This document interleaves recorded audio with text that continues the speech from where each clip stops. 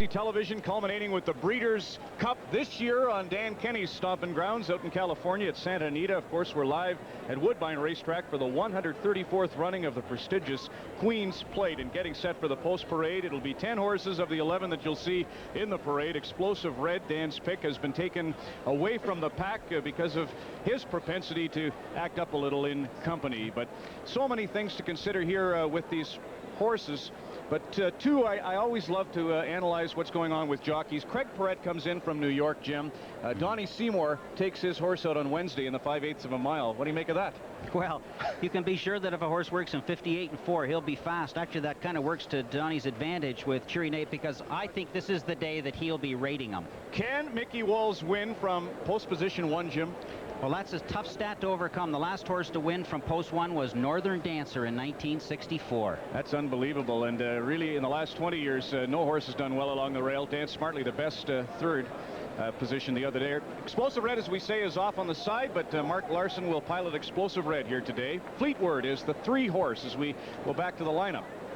And, of course, he's a horse that was doing well right up to the plate, had a bad a race in the trial last time, but he's looking to bounce back. He looks pretty good on the post parade, and Todd Cable is a great assist to any horse. Robin Platt's first in the Queen's Plate 25 years ago this year, and he has Priarctic Star. And this horse will be very fast to leave the gate. You can see how precocious he is right there. He's ready to go now. Craig Perret won the Kentucky Derby in 1990 with Unbridled. He's got Peteski today. Beautiful big shadow roll there. He's a proud horse. He kind of walks like Ali did with his head way up. He'll be very fast also. Here's the winningest horse in the field, $323,000 to Circulating's credit. His form says he's one of the best. His pedigree says he can't go this far. We'll see how Richard Dos Remus cajoles him along. 4-time Queen's Plate winner Sandy Hawley is up on Flashy Regent. This was a late entry into the race. He'll probably sit back and make one run, and that's Hawley's best style. And did Sandy make the right choice? Because he had a shot at the 8 horse in this field, Corporate Revenue, and Daniel David gets this is a learning horse, Ron, and he's ridden by Daniel David, Ron Turcotte's nephew, a race that Turcotte wasn't able to win. Perhaps somebody in the family will scoop it up finally. Cheery Knight's won 3 straight and will go as the favorite here today in the 134th Plate with Atfield and Seymour teaming up. He looks very composed right there, and that's good for a horse trying to get this long a distance. Robert Landry is the hottest jockey at Woodbine this year, and he's got the 10 horse Imperial Bandit. And this is a horse that was kind of a late entry as well, but he's got some merit. He was doing well about 3 starts ago. I don't know if he's gone over his peak or not. And a lot of action on Regent Runner, post position number 11 for David Clark. As Dan Canny said, he is a bull of a horse. He's just going to run his best race today. You can just see him there. He's just coiled and ready to go, but he's only won 1 race, and he doesn't have all the experience you'd like to have for a horse getting so much money. Well, we've told you a bit about Peteski and Cheery Knight, Roger Atfield's 2 great candidates here today, but following those 2, there's a quartet of contenders we also feel big attention this afternoon. 4 days before we run, we blow them out a half a mile. Then on the next day I'll walk them, and the next day I'm gonna gallop him once around, and the day before he runs I gallop him 2 miles. It's just to settle him down, because he's kind of a automatically speed horse. He's got a lot of speed, and it's just to take a little speed away from him rather than have him go out there and run the first half mile sizzling. I like to have him settle down. That's why I do give him a couple of miles to galloping, just to settle him down. If my horse will handle the dirt and gets into a heated battle, I'm sure he's been in more head-to-head battles with better horses than anyone in the race. He has natural speed and talent going long. He proved in the Cup and Saucer last year that he will come from off the pace if the pace is real heated. We've worked him in behind horses on the dirt in the last 3 weeks since his race, and he shows to no problem with that. So I think he has a little versatility, but he will be in contention most of the way.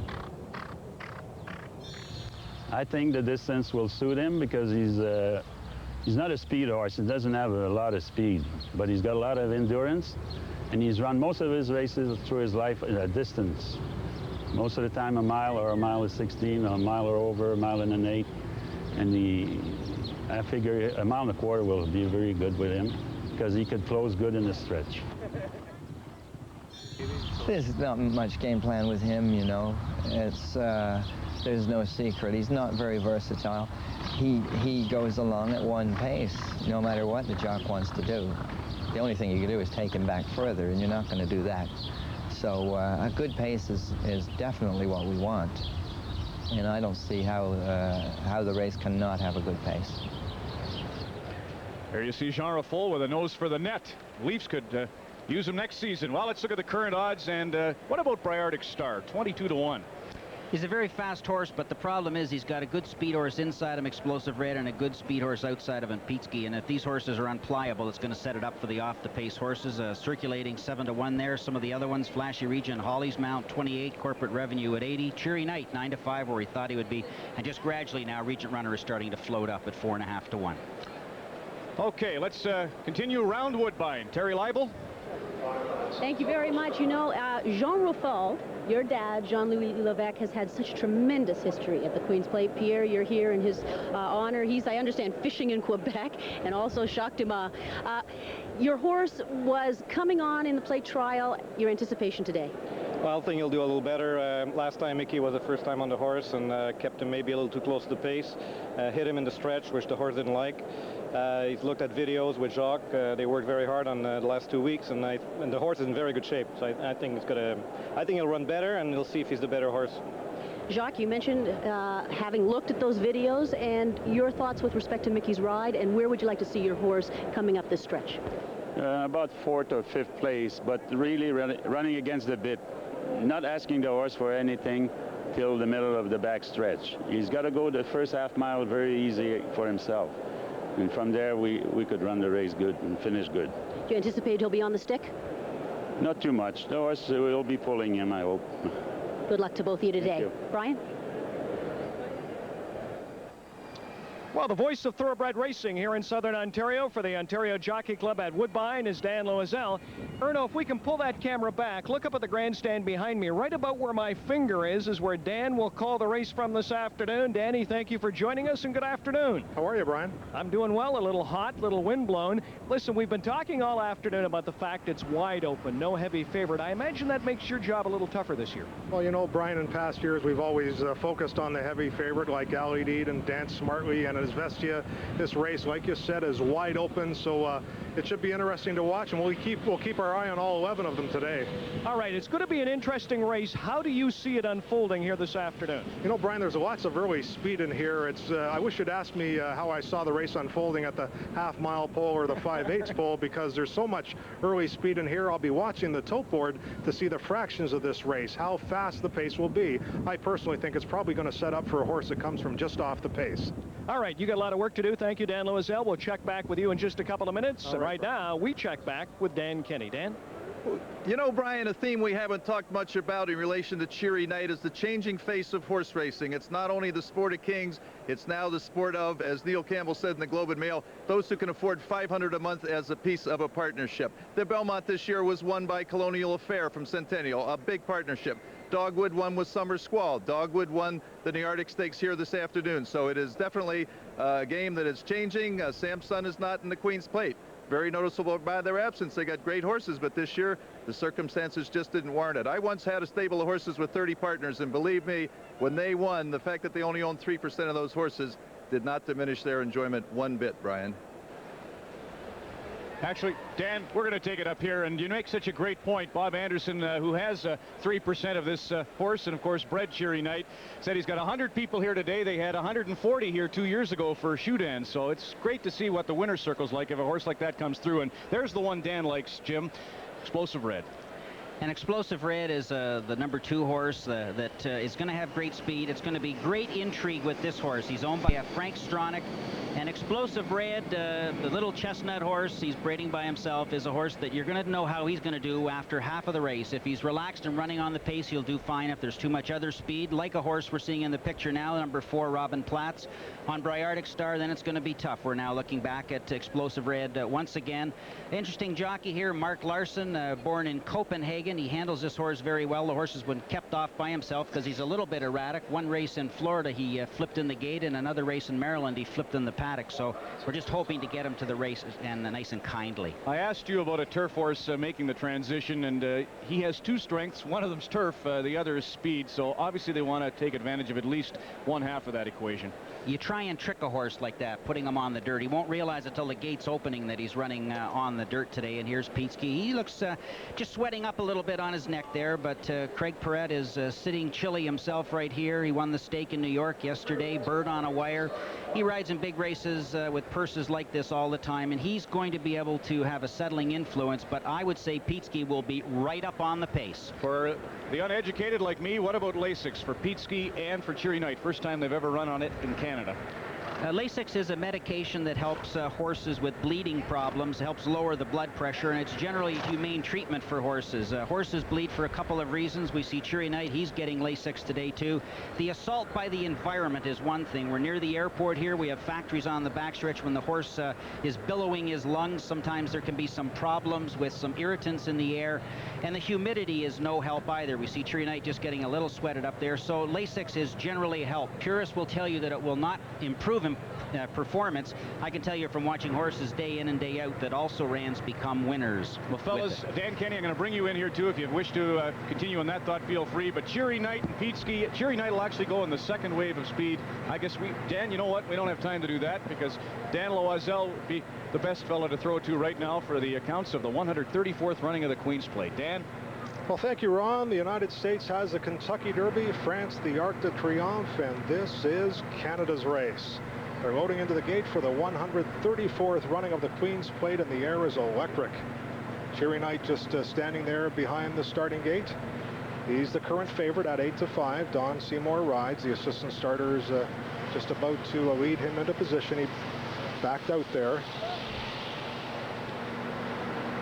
There's Corporate Revenue, one of the long shots in here in the yellow colors of the Meadow Val stable. Daniel David rides, and he is 90-1, the longest shot on the board. Imperial Bandit in there. We wait on one, Regent Runner, and the starter will send them on their way in the 1993 Queen's Plate. They're at the post. They're off in the Queen's Plate Stakes. Corporate Revenue from the outside, along with Cheery Knight. Toward the inside, Briardic Star and Peteski circulating right there as well as they move in front of us for the first time, and Perret has sent Peteski to the front. Circulating, attending the pace in second, Corporate Revenue to the outside in third. Cheery Knight is fourth, Fleetwood just to the inside of Cheery Knight. Then Briardic Star, Explosive Red is down toward the rail. And Imperial Bandit, Regent Runner, out of trouble, back about 7 lengths off the lead. Jean Raffoul has one 3-year-old beaten, and that is Flashy Regent midway of the clubhouse turn, and Peteski is dictating the pace. Peteski by a length, circulating just off his flank in second. First quarter 23-4 and half a mile in 47-4. They start their journey along the backstretch, and Peteski leads it now by a length and a half. Circulating tracks him in second, Corporate Revenue. Fleetwood, Explosive Red starts to make a bold move between horses for Mark Larson as they come to the half-mile pole. It's Peteski in front, 3/4 and 12-2. Circulating is second, Explosive Red is third. Jean Raffoul was far back early, but starts to gain some ground for Mickey Walls, 5 lengths off the lead. Inside the 3/8 pole, and Peteski's going to try to steal it as he opens to 3. They come to the quarter pole, Peteski by 3 lengths. Circulating is second, Explosive Red, and Seymour is asking Cheery Knight now. They're 4 lengths off of Peteski as they turn for home. It's Peteski by 4 lengths. Cheery Knight is second, Explosive Red is third, Jean Raffoul, and circulating. They come to the final 16th. Peteski is going to wire the field in the Queen's Plate. He goes to the front and makes every pole a winning one. Peteski, a decisive winner of the Queen's Plate. Cheery Knight second. It's close for show between Jean Raffoul and a late closing Flashy Regent. Then Explosive Red, circulating Regent Runner, Corporate Revenue, Briardic Star, Imperial Bandit, and last was a Fleetwood. Well, Craig Perret took no prisoners running, Jim. He wasn't going to get into any trouble. He went right to the front and led all the way. The running time for the 1.25 miles, 2:04 and 1/5. Thank you, Dan. Well, Donnie Seymour did a wonderful job Wednesday getting this horse ready for Craig. And of course, the way this race came up was far different than most of us had expected, because we expected to see a much faster pace. I can't believe that they let Peteski go so slow in front with fractions of 23-4, 47 and 4. That was just a gift to him, and as Perret had said after the trial, his horse wasn't quite tight enough, and when he turned the screws, he certainly would be there. And of course, Roger Attfield is to be congratulated, the first and second place finishers in the race, with Don Seymour second on Cheery Knight. The 134th running of this prestigious event, and a trainer has now put together 6 victories. Roger Attfield, a remarkable performance for Peteski and for Craig Perret. And of course, as you say, to make it a double today, all the better. Jim? Coming into the stretch, Peteski has yet to change leads. He just switched them right there, but the race is over now, because this was a game of pace. With so many speed horses in the race, for this horse to come into the stretch with a clear lead was a miracle. A lot of riders tried to move at the half-mile pole instead of going early, and by the time they moved, Peteski already had it wrapped up, because he got away with such slow fractions with a half-mile in 47 and 4 and a mile in 112 and 2. And when a horse goes that slow in front, it helps the leader, and it very much is a detriment for horses trying to come from behind, like Regent Runner and Jean Raffol, who still ran pretty good to involve himself in a show photo. Coming out of the gate, we see Fleetwood bobble just a little bit. He's third from the right. But as you notice here, no one's sending their horse. Everyone's sitting quiet. And when Perret saw this, he just put his horse on the lead, and it was all over. So there's always something a little odd when a race at 1.25 miles starts, and the horse that goes to the lead immediately is still there after 1.25 miles, and he can thank the slow fractions for that happening. Very much a New York couple of minutes, too. Craig Perret on board, of course. Earl Mack, the owner, a member of the Board of Trustees of the New York Racing Association, was involved as chair of that division for 8 seasons, and has served in many capacities with the industry in the state of New York, and he'll be smiling in the winner's circle here with Craig. And of course, this man has bought horses from this circuit before. As we said, Peteski was a maiden on the opening day at Woodbine, and here he wins the Queen's Plate. What a great feat for him. Earl Mack came and purchased a horse that won the Alabama Stakes from the local contingent, and so he just knows what to do.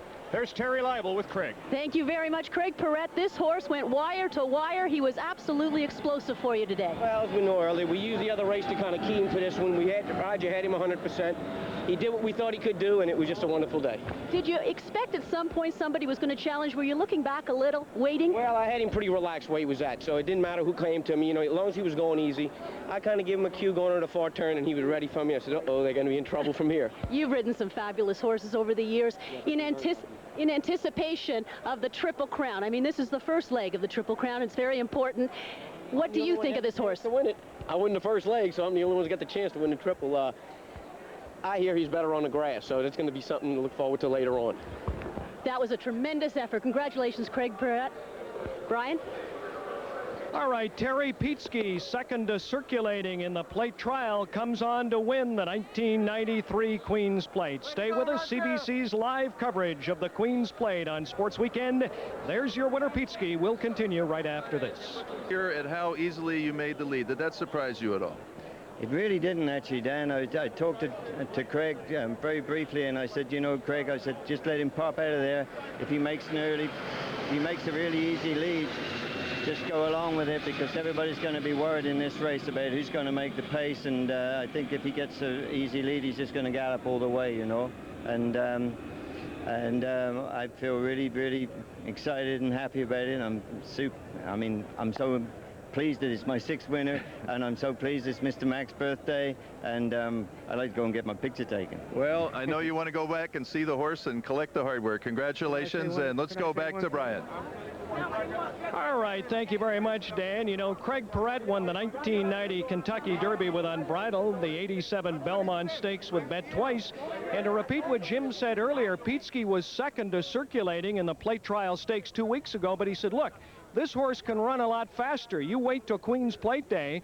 I'm going to put it to the floor early, and he'll go very, very fast. That's exactly what happened this afternoon. Jean Raffel did finish third as the show horse. Let's show you the official prices here at Woodbine this afternoon. The 1993 Queen's Plate. You see Peteski paying $10.30 to win, followed by Cheery Knight at $3.40. Jean Raffel at $4.60. The 5 and 9 exactor paying today. A lot of talk about Explosive Red, fated to finish in the number 5 position. Let's take a look at the rest of the field. Circulating, by the way, was the Winter Book favorite. There is Regent Runner, a horse owned by Steve Stavro. A lot of people figured he finished so strong to be 4th in the plate trial that he would love the distance here this afternoon. That was not the case. Jim Bannon, if we can open your microphone, let me ask you about Lasix. Peteski running today on Lasix, and you mentioned that it can often spur a horse on to greatness. Well, Brian, as I said earlier, the purists tell you that it doesn't improve performance. It helps a horse run to his potential. But as we see day in and day out, horses that get medication do tend to have very positive results. And if you happen to like the Lasix angle, you could have bet a Lasix exactor here, because the first 2 were Lasix horses. The Right Honorable Antonio Lemaire, Chief Justice of the Supreme Court of Canada, and George Hendry, Chairman of the Ontario Jockey Club, set to present all of the hardware to the winning party. There's 50 guineas from the Royal Privy Purse, and of course the lovely trophy that they'll get to keep. And we see the trophy being presented now. Craig Perrette there, of course. Rick Cowan leaving the dais. And this was a great day for Earl Mack. As we said, he's come to Canada before and made some great buys. He bought a horse called November Snow, went on to win the Alabama. There's been some pretty good commerce with this horse, though. First of all, he was put in a sale, and they couldn't get $37,000 for him. So Mr. Schwartz, who had him initially, took him back. He started the meeting with him. He was a maiden. He broke his maiden. He sold him for a reported $150,000. And the commerce just keeps coming today for Earl Mack. Nice for breeding in Canada, too, in a sense that a colt wins it. Of course, Cheery Knight's the gelding, but it's a huge victory, the first jewel of the Canadian Triple Crown of horse racing, and now the question is, can he three-peat ski? We'll answer that, of course, starting on August 1st with the second jewel at Fort Erie. Terry and Dan, some closing thoughts from you. Well, Dan, I've got to think that a horse going wire to wire is most unusual. In fact, the last time that happened, 1982, Son of Briardic, a supreme effort in a race of this length. Remember another great horse who said, "Catch me if you can," Affirmed, the Triple Crown winner and sire of Peteski. And let me also add, Mr. Barry Schwartz of Montreal bred the horse, sold him to Mr. Mack. I'm sure he's proud of his horse today. And Brian, that's it from down here. All right, Dan, so it's Peteski, Roger Atfield, the trainer, Craig Perrette, the jockey, Earl Mack from New York City, the owner, as Peteski wins the 1993 Queen's Plate. Cheery Knight finishing second, and Jean Raffel finishing in the number 3 position. Don't forget, on Sunday, August the 1st, we'll be live from Fort Erie, the Prince of Wales, the second jewel in the Canadian Triple Crown for Ron.